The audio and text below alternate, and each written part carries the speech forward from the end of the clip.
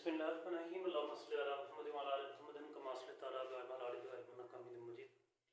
अल्लाहुम्मा बारिक अला मुहम्मद व अला आलि मुहम्मद कमा बारकता अला इब्राहीम व अला आलि इब्राहीम इन्नका हमीदुम मजीद। सुब्हानल्लाह व बिहम्दिही सुब्हानल्लाहिल अज़ीम सुब्हानल्लाह व बिहम्दिही सुब्हानल्लाहिल अज़ीम सुब्हानल्लाह व बिहम्दिही सुब्हानल्लाहिल अज़ीम सल्लल्लाहु तआला अला मुहम्मद सल्लल्लाहु अलैहि वसल्लम सल्लल्लाहु तआला अलैहि व आलिहि वसल्लम। अल्लाह ताला आप सबको खुश रखे, अल्लाह ताला आप सबको आबाद रखे। उम्मीद है आप सब ठीक होंगे। अस्सलामु अलैकुम व रहमतुल्लाहि व बरकातुहू। टॉपिक है हमारा डिस्ट्रीब्यूशन ऑफ इलेक्ट्रॉन इन सब शेल। इस प्रीवियस क्लास में हमने distribution of electrons in shells देखा, हमने इलेक्ट्रॉनिक कन्फिगुरेशन के बारे में कंसेप्ट सीखा, वो थोड़ी सी शॉर्ट वीडियोस में हमने देखा। अब एक प्रॉपर टॉपिक है कि सब शेल में इलेक्ट्रॉनिक डिस्ट्रीब्यूशन किस बेस पे है।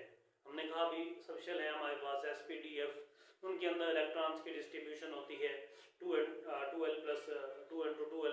वाले फार्मूले से, लेकिन वो उससे पहले भी अरेंजमेंट कैसे होती है, किस सब शेल को पहले फिल होना है, किसको बाद में फिल होना है, ये हमने अंडरस्टैंड करना है।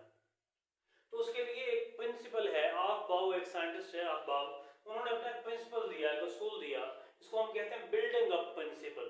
ये प्रिंसिपल एक्सप्लेन करता है कि इलेक्ट्रॉन जो है किस तरह अरेंज किए जा सकते हैं अराउंड द सब शेल के अंदर।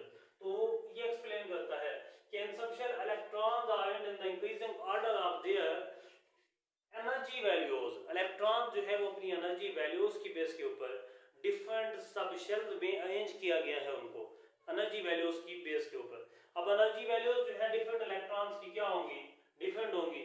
अब अगर हम एनर्जी वैल्यूज देखें तो वो किस पर डिपेंड करती हैं, एनर्जी वैल्यूज या ऑर्डर ऑफ फिलिंग जो है सब शेल का, वो डिपेंड करता है n+l वैल्यू के ऊपर। इसके ऊपर डिपेंड करता है n+l वैल्यू के ऊपर।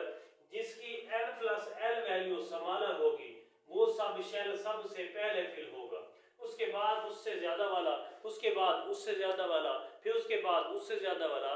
तो इसी तरह इसी बेस पे इनकी एक एनर्जी डायग्राम भी बनाई जाती है। तो हम n+l वैल्यू की बेस पे अगर हम देखें तो सबसे पहले हम ये चीज देखते हैं, ऐसे तमाम सब शेल जिनकी n+l वैल्यू क्या है, कम है, पहले हम उन्हीं को फिल करते हैं। मिसाल के तौर पर हमारे पास कोई सब शेल है, मिसाल के तौर पर 4s है, ठीक है।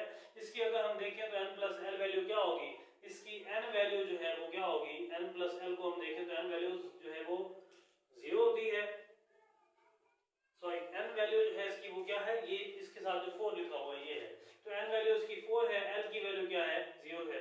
4 0 था 4 यानी 4 वैल्यू आ गई।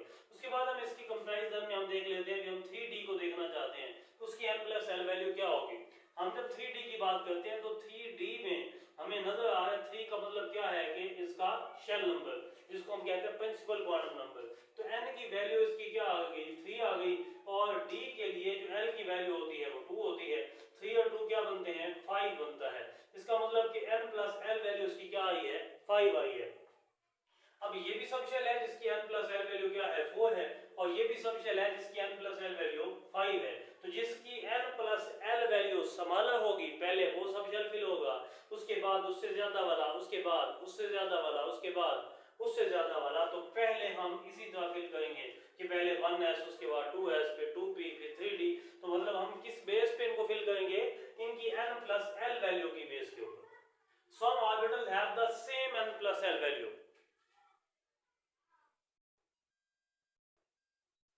ये कुछ सब शेल हमारे पास ऐसे हैं जिनकी n+l वैल्यू सेम है। अब भी उनके साथ क्या करना है, अब जैसे मिसाल के तौर पर हमारे पास एक 3d है, अब इसकी n+l वैल्यू क्या आई है, 5 आई है।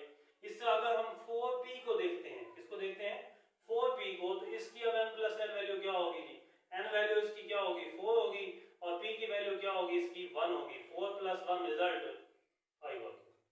अब रिजल्ट इसका 5 आ गया। भी अब क्या करें, अब दोनों की वैल्यू सेम आ गई है, 3d की वैल्यू और 4p की वैल्यू सेम आ गई है। अब इसको कैसे हल करें, तब हम ये चीज देखेंगे जिसकी n वैल्यू स्मॉलर होगी वो पहले फिल होगा, और जिसकी n वैल्यू ज्यादा होगी वो बाद में फिल होगा। अब जो 4p है इसकी n वैल्यू 4 है, और जो 3d है उसकी n वैल्यू 3 है, तो फिर 3d सब शेल पहले फिल होगा, उसके बाद कौन सा फिल होगा, 4p सब शेल। तो electronic distribution in the sub shell is based on the n+l value, and जब सेम वैल्यूज ऊपर डिपेंड करेगी n की वैल्यू के ऊपर। तो इसी की बेस के ऊपर इसकी डिफरेंट जो है स्ट्रक्चर्स में इसको कैटेगरीज में डिवाइड किया गया है, जिसको हम कहते हैं भी इलेक्ट्रॉनिक डिस्ट्रीब्यूशन के लिए एक एनर्जी डायग्राम भी बनाई गई है। ठीक है जी। उस एनर्जी डायग्राम में सबसे पहले 1s है, उसके बाद आपके पास 2s है, और 2s से थोड़ा सा ऊपर 2p है, उसके बाद 3s है, उसके बाद 3p है, उसके बाद 3d है, 3d जो है। अब 3d को देखेंगे, अब 3d हमारे पास कहां पे है, उसके बाद हम देखेंगे किसको, 4s को। अब 4s को देखें तो हमारे पास इसकी 4 प्लस 0 आ जाएगा, इसकी एनर्जी वैल्यू क्या आ गई 4। अगर हम 3d की बात करते हैं तो 3d की वैल्यू हमारे पास क्या आई है 5 आ रही है। तो पहले कौन फिल होगा, फिर 4s वाला फिल होगा, 3d वाला बाद में फिल होगा। मिसाल के तौर पर ये s है, ये p है, तो यहाँ पे फिर पहले कौन सा होगा 4s वाला फील्ड होगा, उसके बाद जाके कौन सा फील्ड होगा 3d वाला फील्ड होगा। तो इस बात से हमें ये पता चला कि हमें n प्लस l वैल्यू से और n वैल्यू से इनकी अरेंजमेंट का पता चलेगा, और इसी की बेस पे हम इसको एक एनर्जी डायग्राम बनाते हैं, और इन सब शब्द को हम एक एनर्जी ऑर्डर के अंदर जो है क्या करते हैं, एक्सप्लेन करते हैं।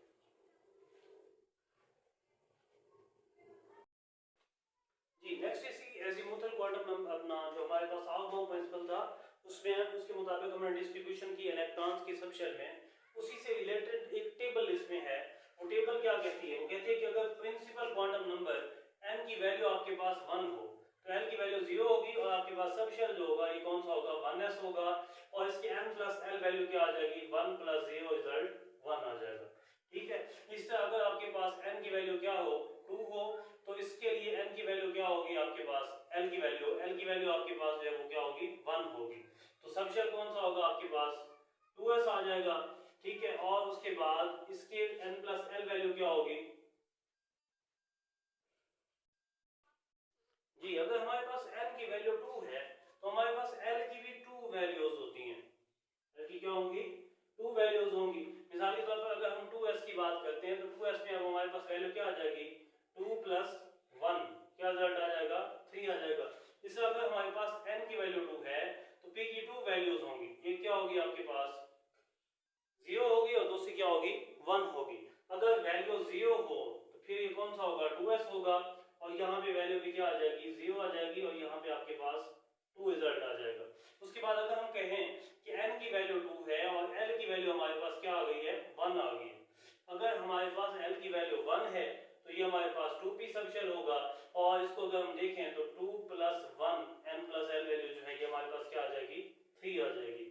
उसके बाद अगर हम ये तो दूसरा शेल है, अगर हम तीसरे शेल की बात करते हैं, हम कहते हैं n की वैल्यू जो है वो 3 है, तो फिर l की भी 3 वैल्यूज होंगी, एक 0 होगी, एक 1 होगी और एक 2 होगी।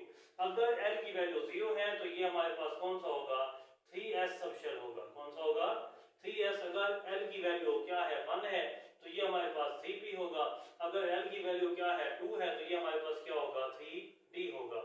अब 3s के लिए अगर हम एनर्जी देखें तो हमारे पास रिजल्ट क्या आ जाएगा वही 3 आ जाएगा। ठीक है। n प्लस l वैल्यू 3 आ जाएगी। अगर हम इसके लिए देखें, किसके लिए 3p के लिए देखें, तो ये हमारे पास आ जाएगी 3 प्लस 1 रिजल्ट 4। इस तरह अगर हम 3d के लिए देखते हैं तो ये हमारे पास क्या आ जाएगी 3 plus 2 result 5, n plus l value क्या आ गई 5 आ गई। ये हमारे पास था तीसरा शेल। अगर हम किसको देखें चौथे शेल को, उसके लिए n की वैल्यू हमारे पास 4 होगी, l की वैल्यू कितनी होगी 0 भी होगी, 1 भी होगी, 2 भी होगी और 3 भी होगी, यानी 4 वैल्यूज होंगी। अगर l की वैल्यू 0 है तो ये आपके पास 4s है, अगर l की वैल्यू 1 है तो ये आपके पास 4p है, अगर l की वैल्यू 2 है तो ये आपके पास 4d है, अगर l की वैल्यू क्या है 3 है तो ये आपके पास कौन सा है 4f है। अगर 4s है l की वैल्यू 0 है तो आपके लिए फिर क्या होगी इसकी n प्लस l वैल्यू क्या होगी 4 होगी, और अगर 4p की आप बात करते हैं तो फिर n प्लस l वैल्यू क्या होगी आपके पास 4 प्लस 1 रिजल्ट 5। इस तरह अगर 4d की बात करते हैं तो उसकी वैल्यू क्या आ जाएगी 4 प्लस 2 रिजल्ट 6। इस तरह 4f की अगर बात करते हैं तो क्या आ जाएगी 4 प्लस 3 रिजल्ट 7। तो ये हमारे पास different n plus l values इस तरह हम निकाल सकते हैं। जी तो इसमें हमारे पास एनर्जी ऑर्डर दिया हुआ है कि 1s की एनर्जी लेस है 2s से, 2s की लेस है 2p से, 2p की लेस है 3s से, 3s की लेस है 3p से, 3p की लेस है 4s से, 4s की लेस है 3d से, 3d की लेस है 4p से, उसकी लेस है 5s, उसके बाद उसकी लेस है 4d से, और ये ऑर्बिटल्स की अरेंजमेंट इसी एनर्जी डायग्राम के मुताबिक जो है ऊपर ऑर्डर लिखा हुआ है। एनर्जी डायग्राम को हम देखें तो 1s की एनर्जी लेस है 2s से, 2s की लेस है 2p से, 2p की लेस है 3s से, 3s की लेस है 3p से, उसके बाद 4s है और 4s के बाद 3d की एनर्जी ज़्यादा है, 3d के बाद 4p की एनर्जी ज़्यादा है, उसके बाद जो है आपके पास 5s की एनर्जी कम है, 5s की कम है किससे 4d से, 4d की कम है किससे 5p से, फिर 5p की कम है किससे 6s से। तो इस तरह अपवर्ड जाते हुए एनर्जी जो है वो बढ़ती जा रही है और ऐसे सब शेल जो कि न्यूक्लियस के ज़्यादा करीब हैं, जिनका लोअर शेल नंबर है, तो जिनको हम कहते हैं उनका प्रिंसिपल क्वांटम नंबर की वैल्यू लो है, उनकी एनर्जी कम है, जिनकी प्रिंसिपल क्वांटम नंबर की वैल्यू ज़्यादा होती जाएगी उनकी एनर्जी ज़्यादा होती जाएगी। तो ये आर्डर आपने याद रखना है।